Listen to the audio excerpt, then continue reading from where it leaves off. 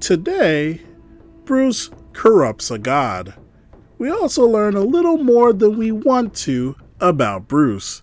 Stay tuned to after the story for more context on who Bruce is and why so many people played with him. But first, let me describe the situation. The campaign was Skulls and Shackles. The group was down for some swashbuckling and booty. Bruce, being Bruce, was, as our GM, setting up for swashbuckling, booty, and disaster. Let's not forget about the disaster. Although we didn't know it at the time, Bruce took the game off track fairly quickly, by some estimates as early as 3/4 of the way through the first book.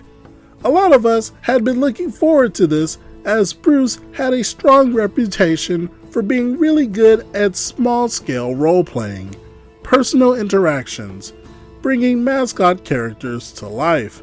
Years on, I know all the people I keep in touch with look back at his depictions of the ship's Axebeak pet/mascot with fondness, even if they hate a lot of the other stuff. First off, Bruce had this thing where while waiting for players to arrive, he'd set up in a corner and watch some videos of animated girls dancing, usually something fan servicey. Well, sometimes. Normally, he did not have the common decency to hide it from us, and when he did, it would typically reflect off of a TV screen behind him, so we could all see it anyway. Now, it is seriously gross to watch that sort of stuff with people around, but it gets worse. At one point, Carl, one of the more experienced players in our group, had a 14-year-old daughter who was also in a game. You can guess where this is going. Now, Bruce did not care who was in the room when he pulled up his videos, even if it was a 14-year-old girl. Now, I never really registered this until now, but I can't imagine she was comfortable with him pulling up these sorts of videos, or with him scrolling through an inappropriate image board while telling people, "Leave me alone," as he looks at butts. Oh, and he also seemed to have a gross fixation with the girl as well. Like he was always super friendly with her, always hugging her when she arrived, and being just flirty enough to make me uncomfortable without crossing into "Carl will punch you in the face if you keep going" territory. There were also a couple of times where he commented on her chest, too. And overall, he generally showed quite a lot of favoritism towards her in-game. He did all this just enough to be creepy, but not so much that I really registered it as it was happening. It's only really in hindsight that I realized all this. Now, Carl had played with Bruce before, and knew how to keep a lid on some of his inappropriate hijinkses.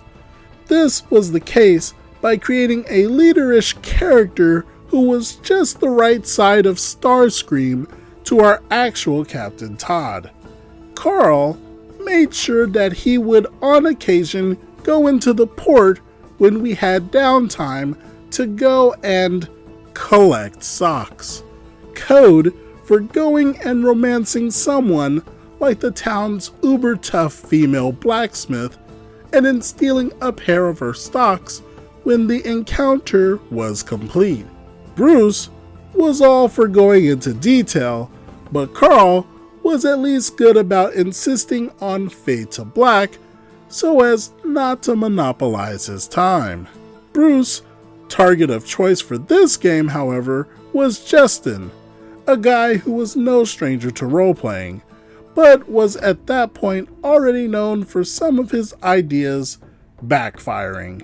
Bruce decided over the course of the game to turn that up to 11 every now and then.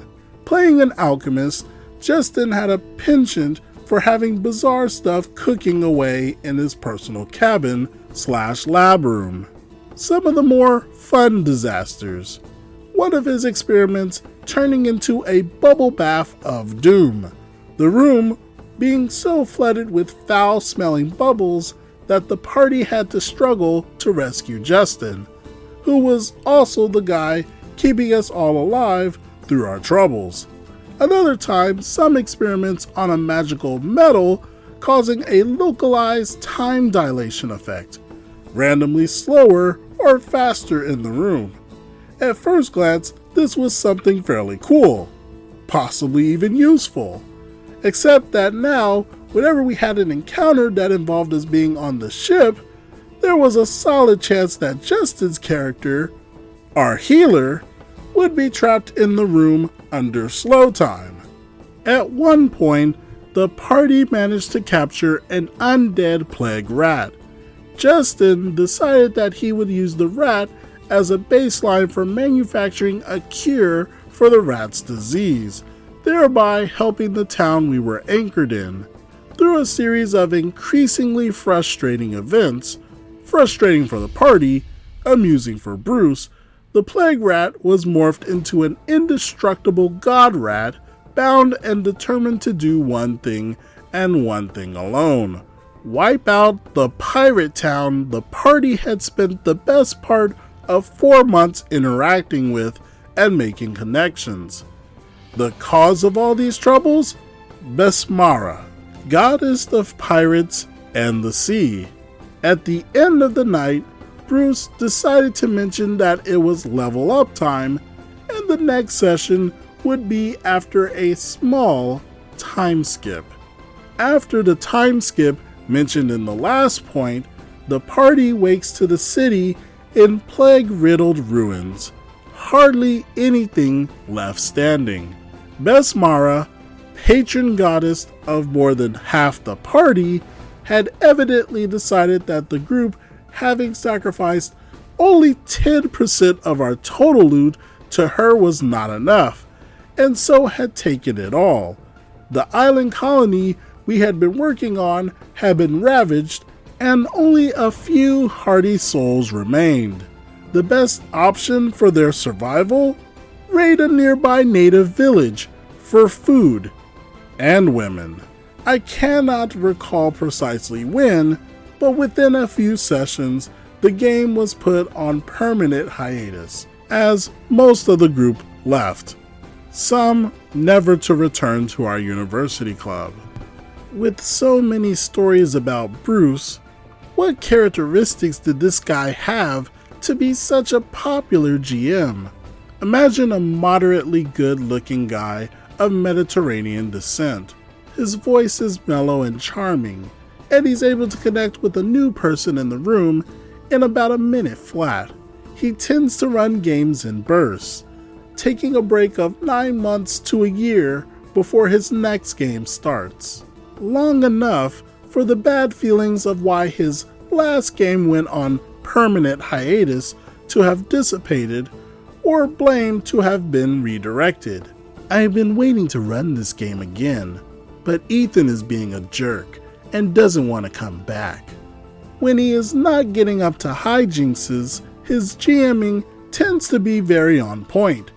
Excellent background music selection, his NPCs are nuanced and flavorful, his animal and pet characterizations are utterly delightful, very often using in real life movements and expressions to bring these creatures to life.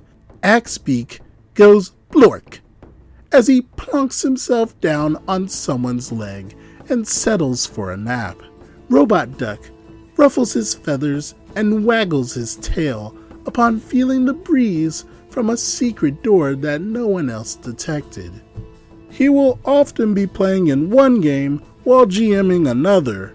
Our group runs 4 games at a time on a rotating 2-week cycle. A lot of these stories will be him as a player, others with him as a GM. I am one of the unlucky few to have been around to see him GM a few times.